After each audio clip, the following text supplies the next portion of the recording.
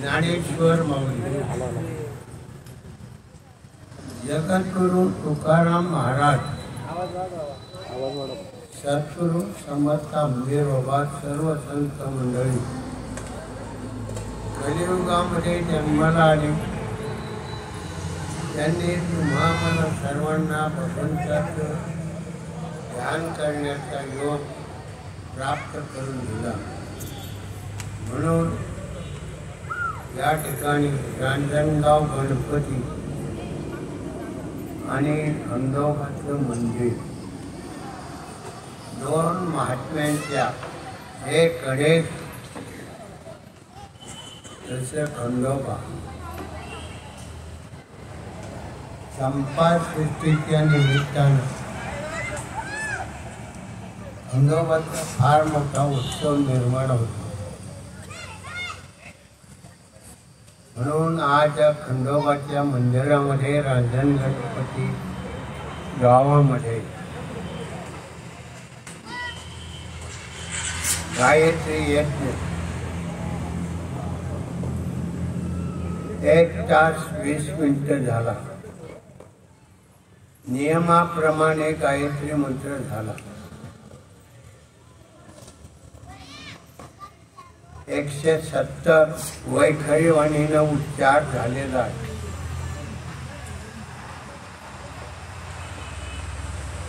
वैखरी वाणी अनुर्वाच्य वाणी, सोहम ब्रह्म, सोहम गायत्री यज्ञ आणि ब्रह्मांडामध्ये ओंकार स्वरूपातला गायत्री. म्हणून माणसाच्या जीवनामध्ये गायत्री यज्ञ हा त्रिपुटीतल्या स्वरूपातला यज्ञ आहे. विश्वामित्राने प्रतिसृष्टी निर्माण करीत असताना गायत्री यज्ञ करायला सुरुवात केली, पण भगवंताच्या विरुद्ध ते साध्य झालं नाही. म्हणून सर्वांनी 2 मिनिटं आहे त्या ठिकाणी आहे त्या अवस्थेमध्ये 2 मिनिटं ध्यानरूपी मौन नामस्मरण करावं.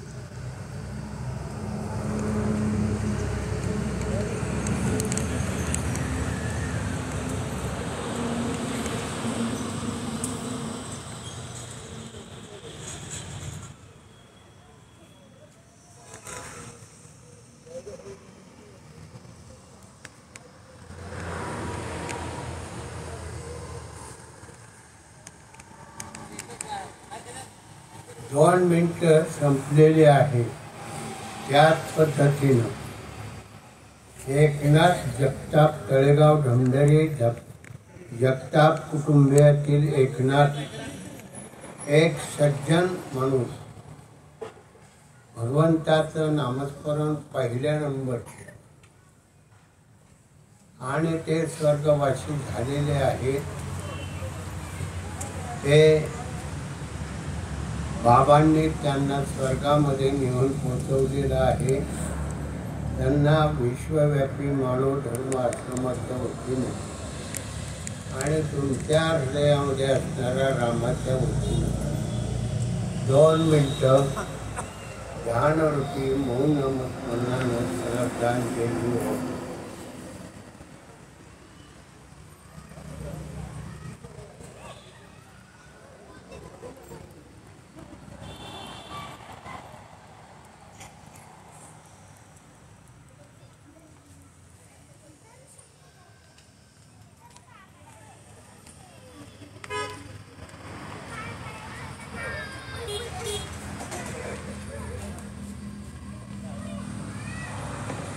2 मिनिटं संपलेले आहे. अण्णासाहेब हरगुडे प्रार्थना पुढं म्हणते, आपण पाठीमागं म्हणायचं.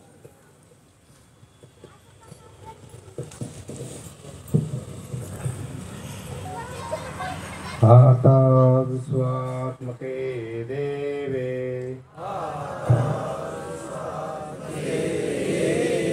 हीने वागयज्ञे तोषावे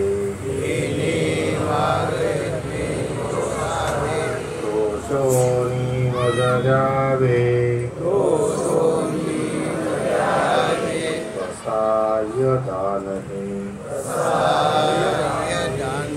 जे कळांची व्यंकटी सांडो तया सत्कर्मी रती वाढो भूता परस्परे पडो मैत्र जीवांचे दुरितांचे तिमिर जावो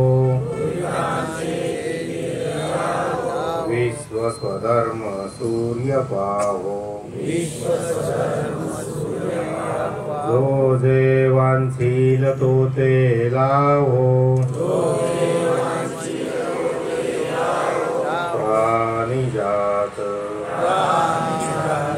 कुंडलिकावर श्री ज्ञानदेव तुकाराम माऊली ज्ञानेश्वर महाराज की जय.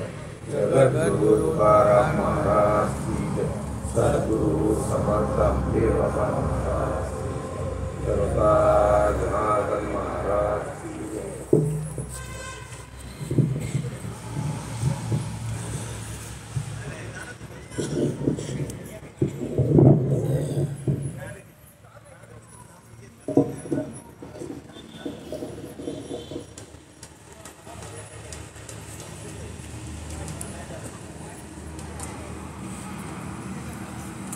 खंडोबाच्या मंदिरामध्ये रांजणगाव गणपतीमध्ये 2 भक्तांच्या स्वरूपामध्ये असणारी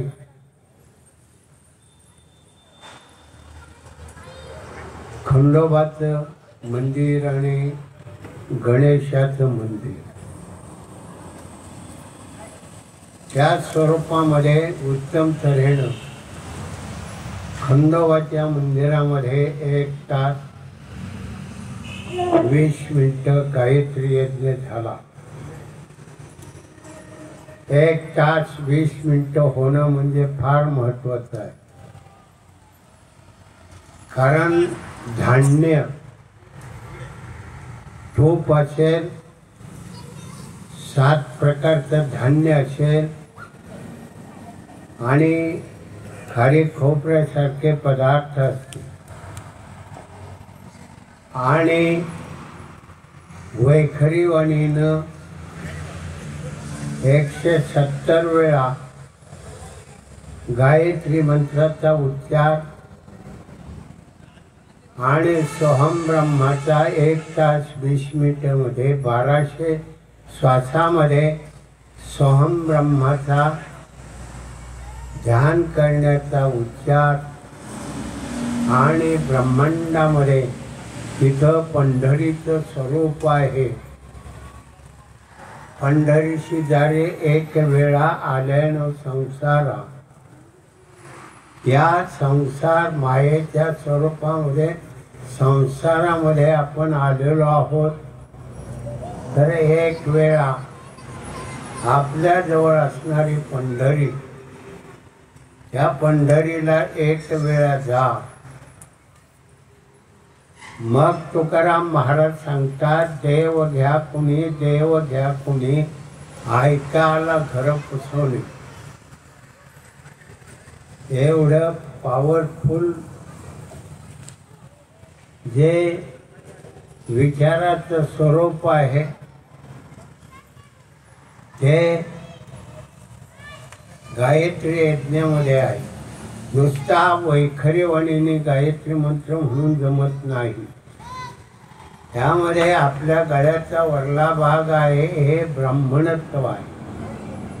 आणि भुवयांच्या वरला भाग जो अंडाकृती गोलाकार आहे ते ब्रह्मांड आहे, पंढरीचं स्वरूप आहे.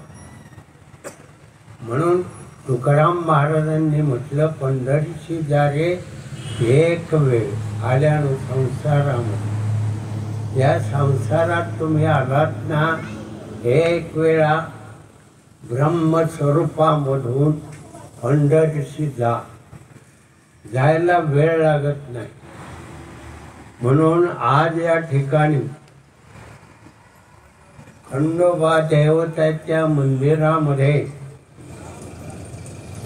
ज्या भगवंतानं हे गीताशास्त्र अर्जुनाला युद्धाच्या ठिकाणी प्रतिपादन केलं, युद्धाच्या ठिकाणी म्हणजे किती घाई असेल, उसंत आहे का, पण त्यामध्ये अर्जुना देवने समाधी सवेची घातला कृपानिधी अर्जुनाला समाधी अवस्थेमध्ये नेलं आणि त्या भगवंताची कृपादृष्टी त्याच्यावर पडली. एका क्षणामध्ये तो ब्रह्मस्वरूप झाला. असा अधिकार तुमच्या आमच्याकडे सर्वांच्याकडे देऊन टाकलेला आहे. माऊलींनी या ज्ञानेश्वरीवर म्हणजे गीताशास्त्रावर 700 श्लोकावर नेवासे गावातल्या शिवालयाच्या मंदिरामध्ये 9034 गोव्यामध्ये मार्गदर्शन तुम्हाला केलेलं आहे. प्राकृत भाषेमध्ये उत्तमात उत्तम स्वरूप प्रगट केलेलं आहे. म्हणून तुमची सर्वांची भगवंताने अर्जुनाला या गीताशास्त्रामध्ये 23व्या श्लोकामध्ये जे मार्गदर्शन तत्व केलेलं आहे ते मार्गदर्शन तत्व या पद्धतीने आहे. 23वा श्लोक 17वा अध्याय. ओम तत्सदिति निर्गशो ब्रह्मण श्री विद स्मृतः ब्रह्मणास्तेन वेदास्य यज्ञस्य विहित पुराः. हा सुंदर असा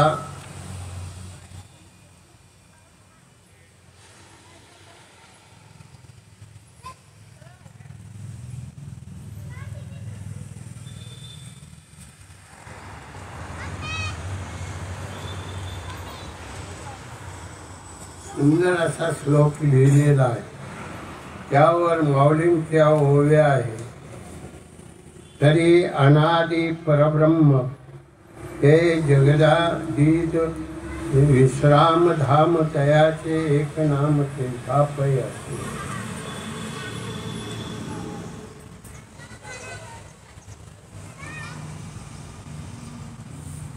या श्लोकाचा अर्थ असा आहे. ओम तत्सत असा ब्रह्माचा 3 प्रकारचा निर्देश श्रुतीने सांगितलेला आहे. या नामाच्या आव्हाने पूर्वी प्रजापित्याने ब्राह्मण वेद आणि यज्ञ निर्माण केले. पहा,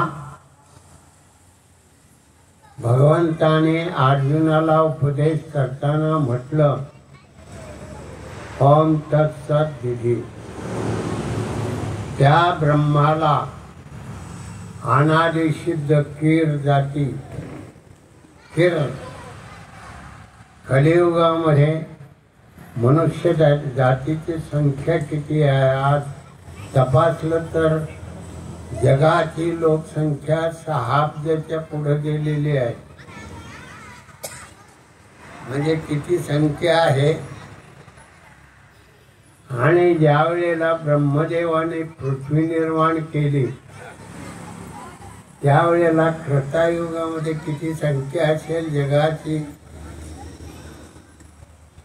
अनार्य संस्कृती आणि आर्य संस्कृती फार छोटी लोक. भारतात जेवढी लोकसंख्या आहे तेवढी लोकसंख्या जगाची त्या काळामध्ये नसेल. फार थोडी लोक आणि आयुष्य 1,00,000 वर्षाचं होतं. 1,00,000 वर्ष जगत होते. त्रेतायुगामध्ये 10,000 वर्ष जगत होते. द्वापार युगामध्ये 1,000 वर्ष जगत होते आणि कलियुगामध्ये 100. आधी 100 सुद्धा गाठीत नाही. कलियुगाला 5,000 वर्ष होऊन गेली तर किती वाईट परिस्थिती निर्माण होत चाललेली आहे. माणसं अंतःकरणात बिघडलेली आहे. मन बुद्धी चित्त अहंकार म्हणजे माणसाच्या अंतःकरणामध्ये मन बुद्धी आणि चित्त हे बिघडत चाललेलं आहे. वाम मार्गाकडे चाललेलं आहे. तुम्ही आम्ही रामाच्या वंशातले कृष्णाच्या वंशातले आहोत. आर्य संस्कृती अनार्य संस्कृती अशा पद्धतीनं द्वापार युगामध्ये आर्य आणि अनार्य संस्कृती होती. सगळं दिलं तुमच्या जवळ. गळ्याचा वरला भाग प्रत्येकाचा ब्राह्मणत्व आहे.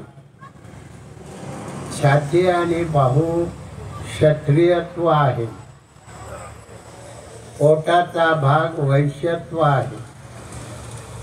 कमरेचा खाल्ला भाग शूद्र म्हणजे सेवा करणारा आहे. शब्द शूद्र आहे म्हणजे सेवा करणारा. हे आपल्याकडे दिले प्रत्येकाकडे.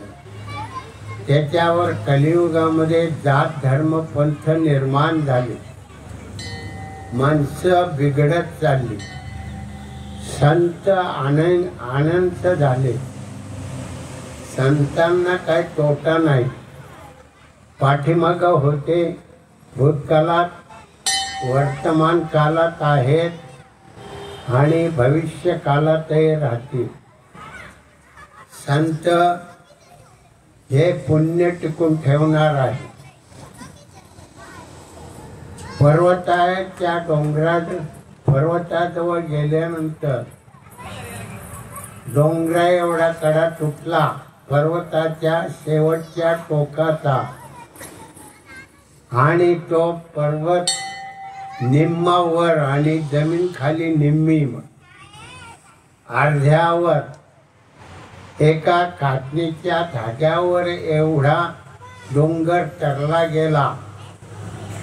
म्हणजे कलियुगाच्या शेवटी किती पाप होईल. डोंगरा एवढं पाप आणि कातणी एवढं पुण्य. म्हणजे थोड्या पुण्यामध्ये सगळी लोक तरली जातील. मनुष्य जन्म लाख मोलाचा आहे. कळत नाही माणसांना. इतर प्राण्यासारखा त्याचा वापर करू लागले. आहार निद्रा भय आणि मैथून. आहार देहाला लागणारा आहार, इंद्रियांचं सुख, भीती आणि झोप.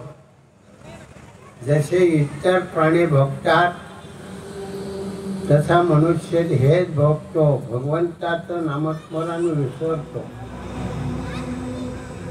खंडोबाचं मंदिर आहे.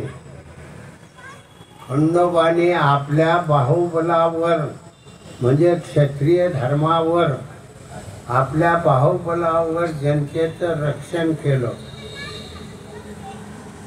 2 राक्षस होते. ते जनतेला त्रास देत होते. खंडोबाने त्यांचा निपात केला. म्हणजे शिवाचा अवतार खंडोबा आहे. एवढं मोठं सामर्थ्य खंडोबाने जनतेसाठी प्राप्त केलं. भगवंताचं नामस्मरण केलं आणि जेजुरीच्या गडावर एक त्यांचं गुह्य स्वरूप, जे गुह्य गुप्त स्थळ होतं, त्या गुप्त स्थळावर त्यांनी ध्यान केलं. भगवंताचं तपश्चर्या करून जनतेचं रक्षण केलं. एवढा मोठा आधार प्राप्त करून दिला जनतेसाठी. एवढा मोठं वैभव प्राप्त करून देणारा तो खंडोबा आज त्यांच्या मंदिरामध्ये गायत्री छंद झालेला आहे. गायत्री छंद तुम्ही आम्ही सर्वांनी आपल्या गळ्याच्या वरल्या भागामध्ये मुखामधून 170 गायत्री मंत्र म्हटलेले आहेत शब्द ब्रह्मामधून. आणि श्वासामध्ये गळ्याचा वरला भाग श्वास आहे. नाकाने श्वासोश्वास घेतो. श्वास कधी बंद होत नाही. शेवटच्या क्षणी श्वास गेला की तुमच्या देहाची किंमत शून्य. देहात जीवात्मा आहे तोपर्यंत तुमच्या सगळ्या गमजा. जीव निघून गेला मग देहाचा आपण देह ठेवीत नाही, पुरतो किंवा जाळून टाकतो. म्हणजे काय उपयोग या देहाचा? खानापिनावर मजा करणं नाही. जीवन हे एक ब्रह्मस्वरूप आहे. म्हणून संत जन्माला आले आणि संतांनी तुम्हा मला भगवंताचं नामस्मरण करण्याचा अधिकार दिला. तुकाराम महाराजांनी जेवढे संतांचा संत अनंत होते. पहिली दांडावे 5 जण म्हणजे पंचांची निवडणूक न घेता बिनविरोध 5 संत तुकाराम महाराजांनी निवडले. सगळ्या संतांमध्ये 5 संत. धोंडा दूध पेला नामदेव महाराज, रेडा बोलविला ज्ञानेश्वर महाराज. ऐका, लक्ष द्या. स्वर्गीचे पितर जेवविले एकनाथ महाराज. शरीराने झाला पुष्प तुळशी.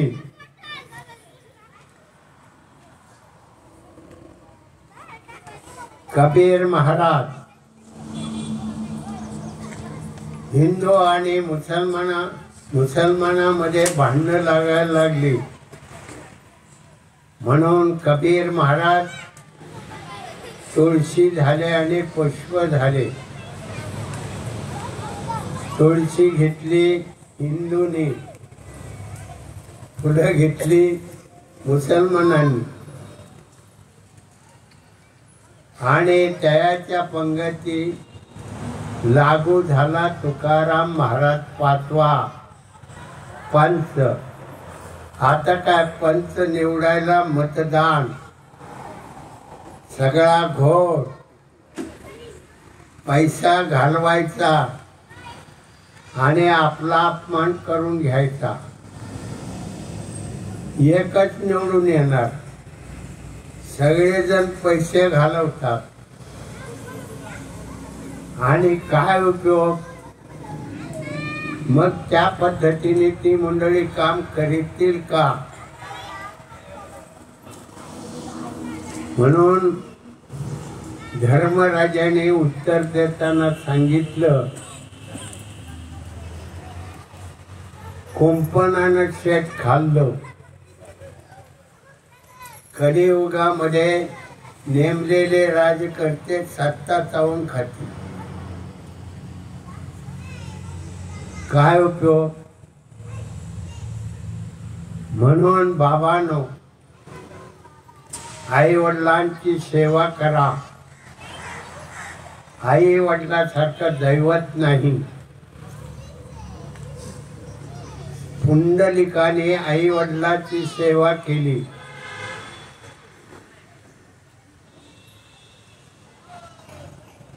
आणि चांभाराने सेवा, आई वडिलांची सेवा करताना टाचा घालायला तो पुढं बसला.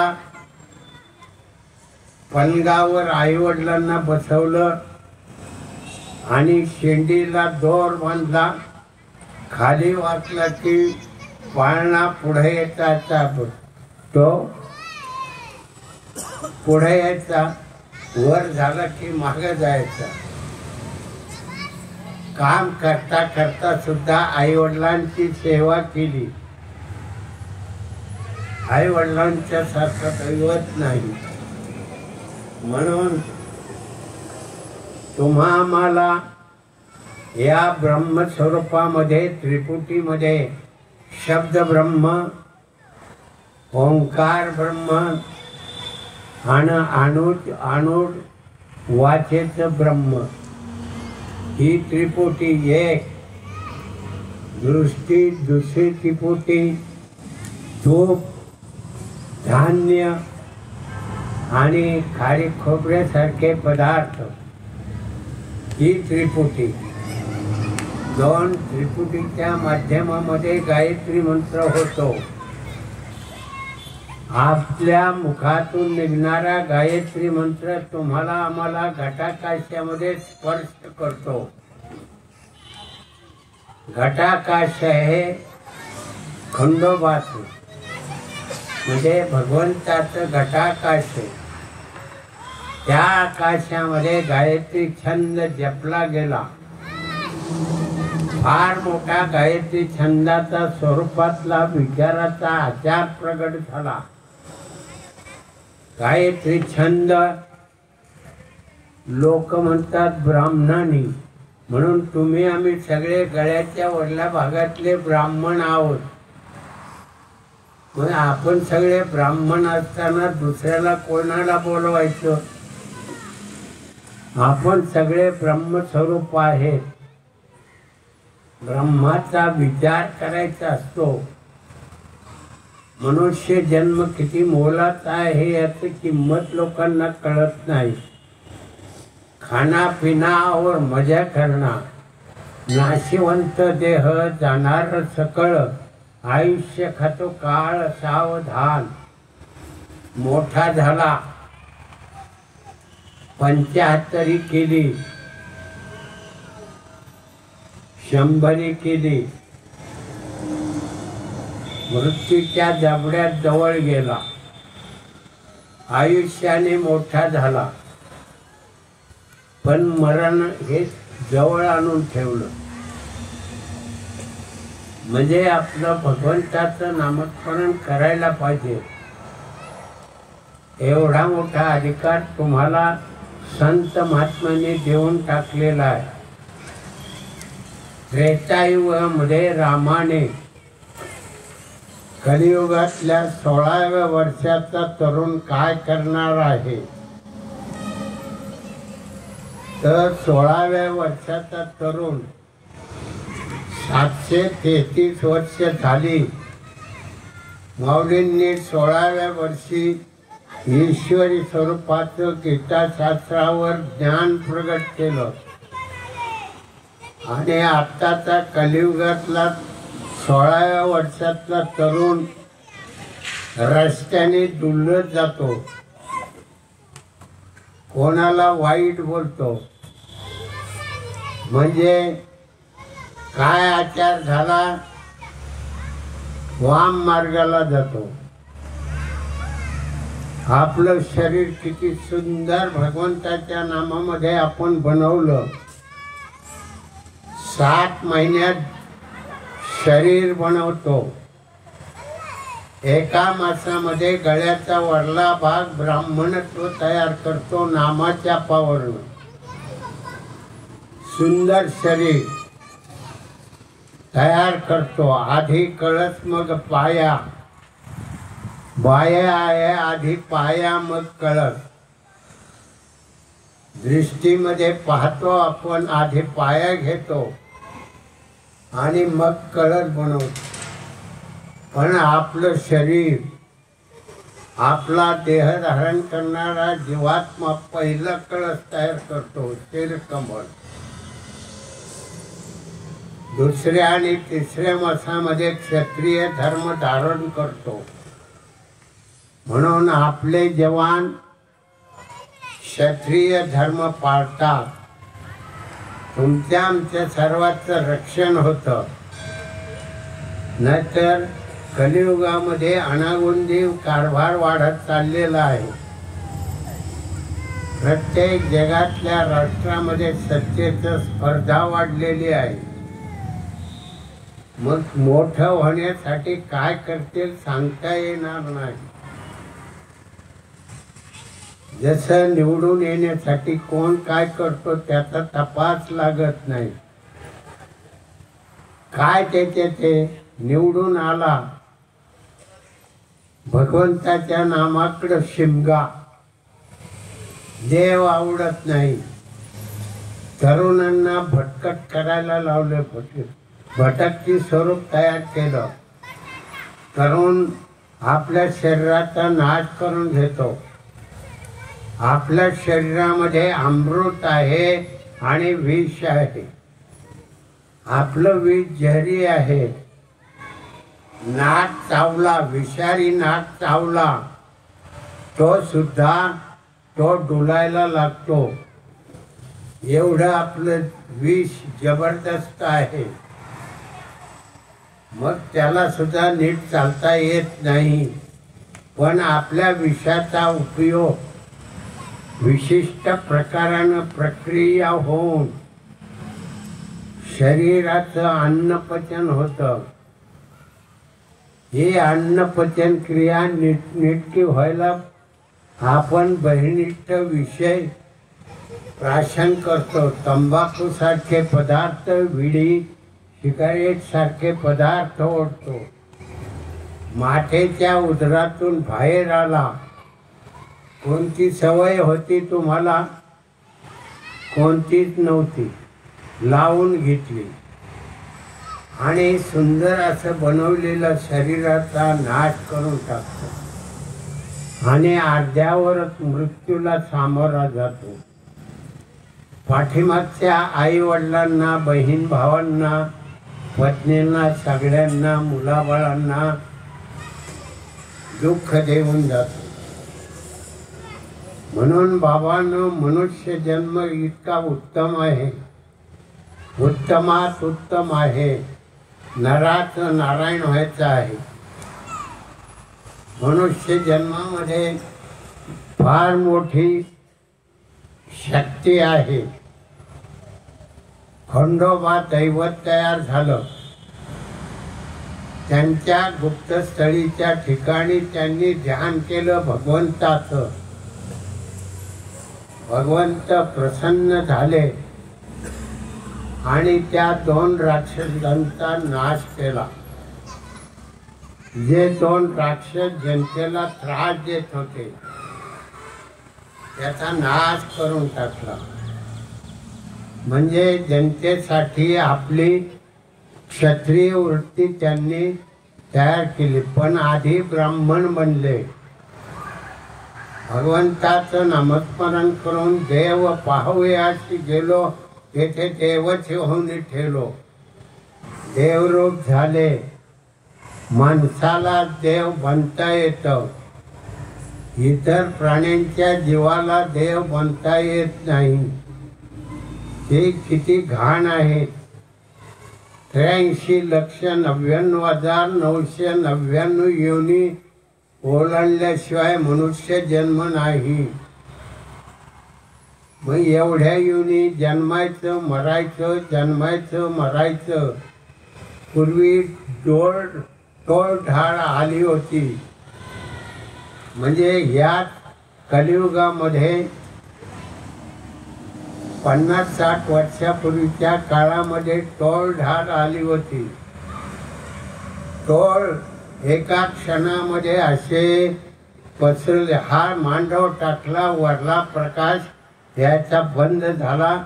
तसे टोळ जन्माला आले आणि एवढ्या मोठ्या जागेमध्ये ते जन्माला आल्यानंतर शेतामध्ये बसले की ते शेत खाऊन फस्त करायचे आणि संध्याकाळी मरायचे. जन्मायचं आणि 12 तासांनी देह सोडून द्यायचा. काय केलं? 12 तासामध्ये खाणं पिणंच केलं. म्हणजे असे प्राणी जन्माला येतात आणि नाश पावतात. जन्म आणि मरण आहे. आपल्याला 100 वर्षाचं आयुष्य दिलं. 50 निमे झोपेमध्ये गेले. उरलेल्या 50 मध्ये बालपण, तरुणपण आणि म्हातारपण तिन्ही अवस्था भोगायच्या. म्हातारपण अवस्था फार कठीण असते. सगळी हाडं, रक्त, नाड्या, शिरा सगळं हे जीर्ण बनतात आणि रोगाचं माहेरघर ते शरीर बनतं. म्हणून त्याला भगवंताच्या नामाशिवाय पर्याय नाही. कलियुगामध्ये 1 तास ध्यान करायला सांगितले आणि कलियुगाच्या शेवटी माणूस हरभऱ्याच्या झाडाखाली बसेल. 5 वर्षाची नार भ्रतार मागेर, 8 वर्षाची नार गरोदर राहील. पहा कलियुगाच्या शेवटाला किती माणूस तुझा हे हरभऱ्याच्या झाडाखाली बसतो. एवढीच उंची राहील. म्हणजे हरभऱ्याच्या झाडापेक्षा थोडा उंच. म्हणून एक श्वास घेतला की ब्रह्मस्वरूप. या स्वरूपामध्ये तो ब्रह्मस्वरूप व्हायला वेळ लागत नाही. म्हणून काटणे एवढंच पुण्य राहील आणि पापच पाप, सगळं पापच राहील. महाराष्ट्राच्या कुशीमध्ये 15-16 लाख प्रवचनकार, कीर्तनकार आहेत. पण माणसं बिघडत चालल्या. सुधरत नाही, सुधरत नाही. अवस्था कठीण आहे. म्हणून पहिला पृथ्वीवर प्रजापिताने म्हणजे ब्रह्मदेवाने पहिला मानव निर्माण केला ब्राह्मण. कृतायुगामध्ये 1,00,000 वर्षाचं आयुष्य आणि 28 हाताची उंची. या झाडापेक्षाही उंच माणसं होती. मग लोकसंख्या किती असेल तपासा. मग ती उंची त्रेतायुगामध्ये 14 हातावर आली. 10,000 वर्षाचं आयुष्य आलं. द्वापार युगामध्ये 7 हाताची उंची आणि 1000 वर्षाचं आयुष्य. आणि कलियुगामध्ये 3.5 हाताची उंची. आपल्या हाताने तो बुटका असला तरी तो आपल्या हाताने तो 3.5 हातच. म्हणजे पहा, आपल्याला आयुष्य मर्यादा कमी आहे. घरदार सोडायची जरुरी नाही. ठाईच बैसोनी करीत चित्त आवडी अनंत आळवावा सुखेत घरा नारायण चोखोबाची ढोरे ओढण्यासाठी नारायण आला. चोखोबाने भगवंताचं नामस्मरण केलं म्हणून पंढरीच्या पांडुरंगाच्या मंदिराची पायरी झाला. पण त्यावेळेला जातीभेद फार होता. हरिजन लोक आज वाईट शब्द जर उच्चारला तर तुमच्यावर केस होते. हरिजनाच्या शब्दामध्ये वाईट शब्द जर उच्चारला तर केस होते. म्हणजे त्यांना किती जवळ घेतलं पण वाम मार्गाने जाऊ लागले. त्या काळामध्ये हरिजन लोक पाठीमाग बोराटी बांधत होते, गळ्यात गाडगं होतं आणि ठुकायचं तर झालं तर गाडग्यात मागले पाय आपले उठलेले आहेत ते बुजून टाकण्यासाठी काठी ओढत होते. एवढं त्यांचं दुरावस्था होती. आणि चोखा मेळा चोखोबा त्यांनी भगवंताचं नामस्मरण करून भगवंत स्वरूप झाले. मग जातीनं वाळवीत टाकलं आणि त्याच वेळेला पाटलाचा भला मोठा बैल मेला. कोण आहे, कोणाची पाळी आहे? पाटील म्हटले चोखोबाची. चोखोबाला सांगितलं बैल ओढून टाका. कोणी हरिजन कोणी गेले नाही. मग चारही पायाला दोरखंड बांधलं, शेळवाटीला दोरखंड बांधलं, गळ्यामध्ये शेळवाट अडकवली आणि एक नाम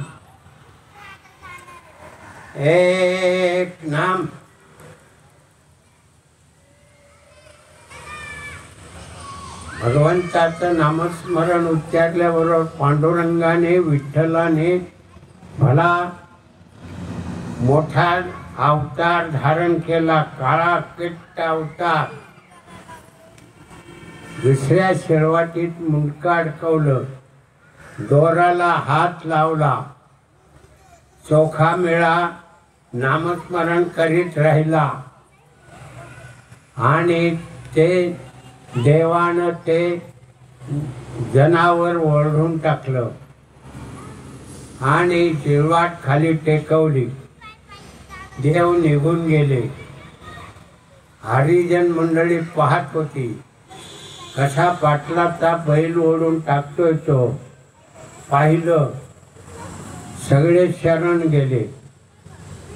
म्हणजे भगवंताचं नामस्मरण करण्याचा अधिकार मनुष्य देह धारण केलेल्या विश्वातल्या प्रत्येक स्त्री पुरुष मानवांना नामस्मरण करण्याचा अधिकार आहे. नामावर सगळे चढलेले आहेत. जीव नामावर चढलाय. जीवामुळं जिवंत आहोत. जीव नसेल तर सगळ्या गमत्या बंद होतात. म्हणून माणसानं भगवंताचा आधिनामस्मरण करा. माऊलींनी तर याच ज्ञानेश्वरीमध्ये 9व्या अध्यायामध्ये 1ल्या ओळीमध्ये सांगितलंय, तरी अवधान ऐकले तिथे मग सर्व सुखाशी पात्र होईल. आजचा कालाचा ओघ ओळखून पहा. लहान मुलांना सुद्धा डायबिटीस होतोय आणि डायबिटीस झाल्यावर अनेक रोग निर्माण होतात आणि माणसाला लवकर जावं लागतं. अनेक रोग आहेत. कोरोना सारखा रोग आला. कोरोना सारखा रोग नामाच्या पावरनं बरा होतो. राहुरी तालुक्यात कृषी विद्यापीठ आहे. मी नेहमी सांगतो कोरोनाचं इथं त्या विद्यापीठामध्ये कोरोनाची लोक लागण झाली की तिथं आणायची, औषध पाणी करत होते. पण एक साधक त्याला कोरोना झाला म्हणून ठेवला. त्यांनी सकाळच्या पारी, पहाट, दुपारा, तिसरा पारा, संध्याकाळी, रात्री 5-6 वेळा भगवंताचं नामस्मरण करीत बसला. आत श्वास घेताना सो, बाहेर सोडताना सोम या नामाचा तो जप केला. म्हणले आम्हाला सांगा. लोक म्हणले तुम्ही काय करता? मी भगवंताचं नामस्मरण करतो. हरिजनाचा मुलगा होता. नामस्मरण करायला लागल्यावर म्हणले सांगा मला. म्हणजे मला अधिकार नाही. त्याने सांगितलं एवढंच करा, सावकाश श्वास घ्या, सावकाश सोडा. मग लोक सावकाश श्वास घ्यायची, सावकाश सोडायची. 5-6 वेळा लोक बसायची. त्यांचा श्वास इतका सावकाश 1 मिनिटामध्ये एकच श्वास होऊ लागला. म्हणजे इतकं दीर्घ श्वास होऊ लागला. आणि 1 मिनिटात आता प्रत्येकाचे 15 श्वास होतात. आत जाणं आणि बाहेर येणं. त्यामध्ये त्या श्वासामध्ये लोकांचा ध्वनी नामाचा तयार झाला. लोक 5 दिवसात घरी जाऊ लागली. त्या डॉक्टरांनी तोच तडाखा दिला. आलेल्या सगळ्यांना सांगायचे सावकाश श्वास घ्या, सावकाश सोडा. लोक भीतीपोटी नामस्मरण करू लागले. तर 400-500 आले तसे 5 दिवसात निघून जायचे. एवढी पावर नामामध्ये आहे. म्हणून माऊली सांगतात तरी अवधान ऐकले दिजे, मग सर्व सुखाची पात्र होईजे. रोगराई वाढलेली आहे, हवामान बिघडलेले आहे, झाडझुडपं तुटलेली आहेत, डोंगर वशाळ होऊ लागलेली आहेत, हवामानामध्ये उष्णता वाढत आहे. आता थंडी पडते का पूर्वीच्या थंडीसारखी? आता थंडी पडत नाही, एवढी पडत नाही, पडायला लागली पण उष्णता निर्माण होते. त्यामुळं थंडी पडत नाही.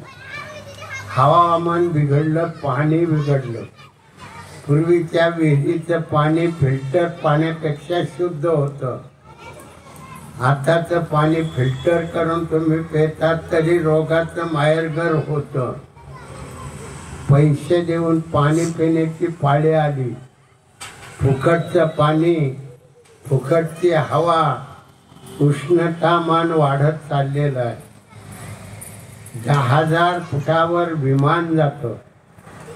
त्या विमानाच्या धुरानं असणारे थर ते फाटले जाऊन सूर्याची उष्णता डायरेक्ट येऊ लागलेली आहे. त्यामुळं उष्णता वाढलेली आहे. बाबांनो, मनुष्य जन्म किती मोलाचा आहे. भगवंताचं नामस्मरण करा. याच देही याच डोळा पाहे मुक्तीचा सोहळा. मुक्त व्हा, जन्म मरण चुकवा. पुन्हा मनुष्य देह धारण करून भगवंताचं नामस्मरण बालपणापासून सुरुवात करा. संतांच्या संगती मनोमार्ग गती, 11वा श्रीपती येण्याची पंथे. संत महात्मे ज्या मार्गाने गेलेले आहेत त्याचा अनुकरण करा. म्हणून गायत्री यज्ञ 1 तास 20 मिनिटं झाला. श्वासोश्वासामध्ये नाम जपलं गेलं 1200 आणि ब्रह्मांडामध्ये ओंकाराचं नाम जपलं गेलं कोट्यावधी आणि वैखरी वाणीने 170 नाम जपली गेली. म्हणजे शब्द ब्रह्म, अनुर्वाच्य ब्रह्म, आणि ओंकार ब्रह्म ही त्रिपुटी आणि अन्नाची त्रिपुटी, दोन त्रिपुटीच्या माध्यमामध्ये गायत्री यज्ञ प्रगट झालेला आहे. त्रिपुटी आणि म्हणून ते नाम त्रिधापय आहे. ओम तत्सत.